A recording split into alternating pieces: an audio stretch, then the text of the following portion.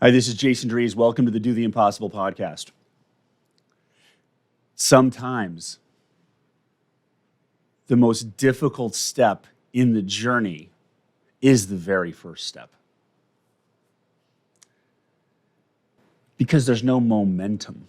Well, there is momentum. There's actually negative momentum. Habits are easy to continue once they're moving. But there's this resistance that we face when we start moving into the elevated result, elevated version of ourselves, greater level of success. There's a lot that's actually involved with that because changing the actions really aren't that big of a deal. We change actions all the time. Like, for example, working out. You could just as easily set your alarm at 5 a.m. as 6 a.m. You can get out of bed and start moving at 5 a.m. instead of 6 a.m. You do it all the time. Well, maybe you don't do it all the time, but there are times when you've done it, right? You've ever taken a 6 a.m. flight? You got to set your alarm at 3:30 in the morning. Is there any resistance to getting up, or do you just get up and go? Right? You move. So the action isn't the thing. The thing that actually prevents that is the identity shift, what it comes with that. Because as we move from point A to point B, there's a lot that's involved in going from point A to point B. There's the effort from point A to point B. There's like the effort you got to take from point A to point B. There's also the identity of the end result at point B, who I'm going to become. Well, I want to make more money, but part of my brain believes that rich people are greedy. So there's resistance there to the end point. Or if I become different than I am now, if I become wealthy, is my family still going to love me? So we end up in this place that like this resistance shows up at point A, at point B, in the process of point A to point B. Resistance also shows up in becoming the identity of point A. Resistance also shows up in letting go of the identity of point A. In the identity of point B and letting go of the identity of point A. So that first step is one of the most difficult challenges.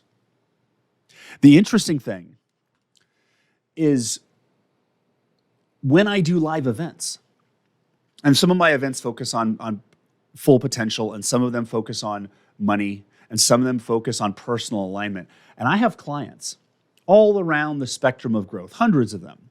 And a really interesting thing that I've noticed is that if a client is not ready or even aware of the growth that topic can face, life will put them in a situation where they can't make it. Like, for example, I may have a new client and they're challenged in their life and they're trying to figure out, and one of their challenges is money, but they are not at the level of growth to understand that their point of view of money and what they think about money is actually the problem. They may not even know that. They may be in resistance or reaction in survival mechanism, right? Now, they could be in survival. Coming to a live event focused on financial mindset would transform their life. But getting to that event in that specific timing becomes impossible because they have this person here. They've got to take somebody they got to take care of. A babysitter falls through. An opportunity doesn't go away. So life literally will keep you in the rhythm that you're in and keep you in the flow that you're in. And I see this all the time. Like in Mindset Academy, when we do our 6-week course, there's 12 topics. One of the most powerful topics in that course is the alignment with self. And it's called Overcoming Not Good Enough. And we don't even talk about, we're very discreet on when we talk about it. And we're very discreet about it because we want to sneak it in past their conscious mind. And the structure of the 6-week program has been roughly the same since we started it almost 2 years ago. Here's the interesting part, is when I did the very first one, back at the end of 2020, I didn't tell everybody what the topics were. They didn't know what the topic was until literally the day of, maybe the day prior. But I think most people didn't know the topic. They knew a title. Like this call would have been about your greatest power, or the title may have been money, but they wouldn't know the details of that. And what I've seen consistently happen is, let's say we had 100 people in the group coaching program, and on the Zoom webinar, we'd have 80 to 90 live on this one, and 80, 90 here, 80, 90. There's a little bit of drop. So maybe week 3, it's at 70 to 80 attending. As soon as we have that session that's on personal alignment, the attendance drops like 50%. And everyone doesn't even know what the topic is. But energetically, they weren't ready for that. So the attendance drops from 70 to 80 attendees per session down to 40. The next session, it's back up to 70 to 80. The first time I saw that, I was like, oh my God, everybody's dropping out. And then no, I noticed a dip. And it dipped because it was going in a place that people weren't ready for. I've seen it with money topics about money, topics about self-alignment. I've seen it over and over. So how do we avoid that? Because there are opportunities to have radical transformation. Radical transformation. That if you could just get yourself in front of it, it would catapult your life in ways you can't even imagine. So how do we do that? How do we make sure we don't miss those opportunities? Because I can already see from my next live event and the topic of that, I'm seeing resistance because of the topic. So the way you don't avoid, you prevent skipping those opportunities is you embrace the first step. You embrace the first step. The first step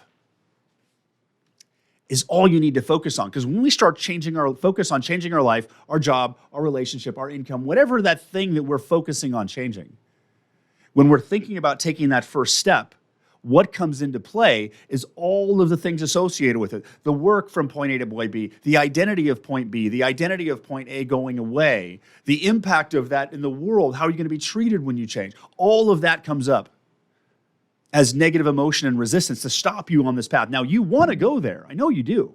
I do too. So what you need to do is just focus on the first step. Put all of that stuff aside. What is the first step? The first step is waking up at 5 a.m. tomorrow. The second step, after you get tomorrow, what's the next first step? Wake up at 5 a.m. the next day. Go move your body. You don't have to have a trainer. You don't have to have new gym shoes. You could literally stand up and start walking and stretching and moving your body. If it's a new deal or opportunity, you can lean into the resistance you have to finding it and the action towards it. The first step is all you have to conquer. Because when you become fearless of the first step, nothing can stop you. Would you like to become fearless of the first step? What if becoming fearless of the first step became one of your most powerful attributes, or we could describe it as one of the most powerful things about you, is that taking that first step was what you did best? What if that was the case? What if that feeling of resistance or doubt or fear or uncertainty, that feeling of resistance that in the past would stop you from taking that first step, what if you started to enjoy that feeling? What if you started to enjoy that first step and looked forward to it? Because some people like to go on roller coasters, and sometimes roller coasters are scary. And sometimes when you go on a roller coaster the first time, you lose your stomach and you can't talk. That's scary, but we like it. What if you decided right now that instead of spending your time being aware of the feelings of resistance that you have about taking that first step, and instead you shifted your awareness about the excitement of taking the first step? What would that be like? If that first step that you need to take right now was actually fun or exciting or daring and bold. Isn't there a feeling in there that you like? There's a feeling there. Think about it. Like, there's the away feelings, doubt, fear, uncertainty. And there's the towards feeling, adventure, excitement, uncertainty, unknown, boldness, daring, passion, living alive, being crazy, whatever you call it. Think about that time in your life when you felt more alive than ever before. Remember a time in your life, in your past, when you felt more alive and more living the zest of life than ever before.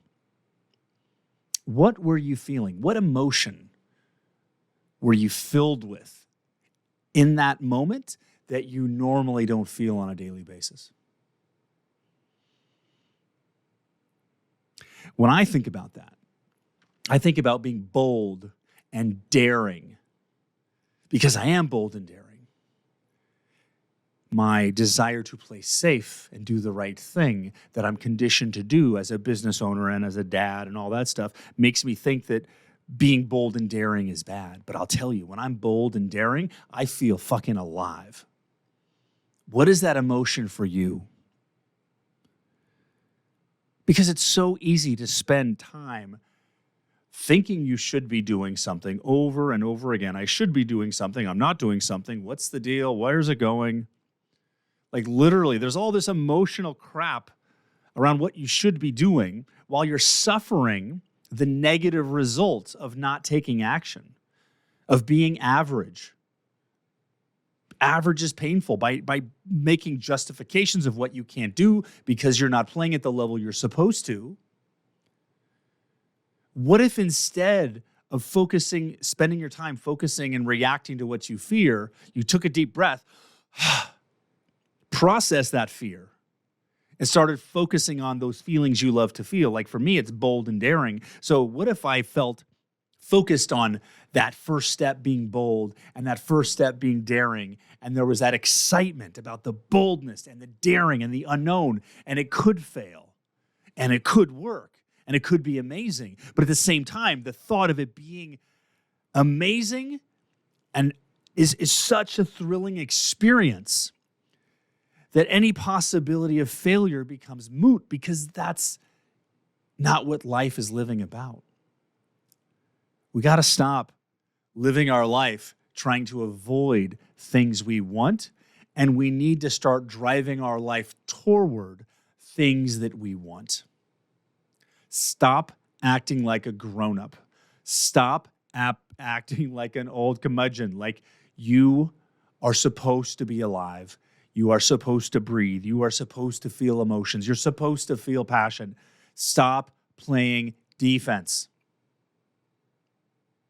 Get back on offense. It doesn't matter what's going on in the world. You can still be you. And what if you were you? What if you played as you? What if you were that bold or daring, adventurous, or laughter, or playful, or creative, or intelligent, or beautiful? Whatever descriptive word lights you up, whatever verb you like. What if you embodied that with passion? How would that feel? How would taking your first step be if you started operating with that level of engagement in your life because you get to be you?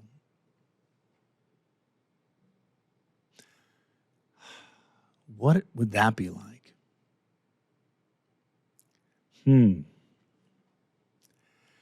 I guarantee it would be better than now. So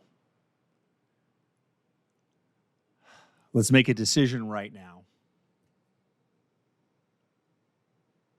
Are you going to embrace that first step? Are you going to do it with more passion? Are you going to do it with more thrill, more creativity, more excitement, more fun, more playfulness, more adventure, more laughter, more intrigue, more curiosity? Are you ready to get back on offense, to get back in gear? And not just start walking forward. What if you dove head first into living life as you? And what if you lived life boldly as you?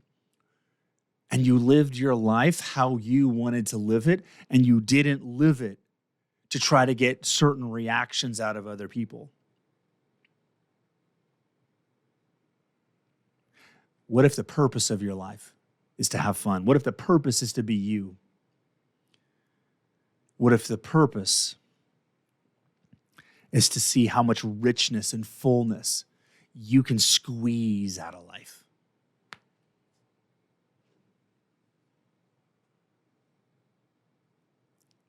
That's how you want to be. Can you feel that?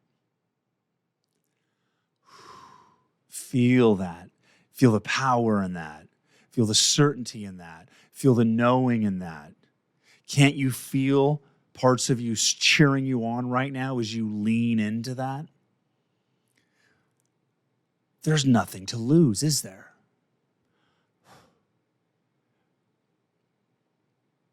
This is living life. This is what you're supposed to do. This is what you're called here for at this time.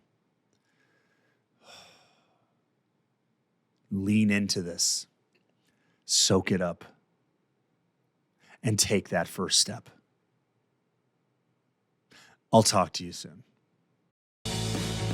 To learn more or to get help implementing any of this, visit jasondreescoaching.com.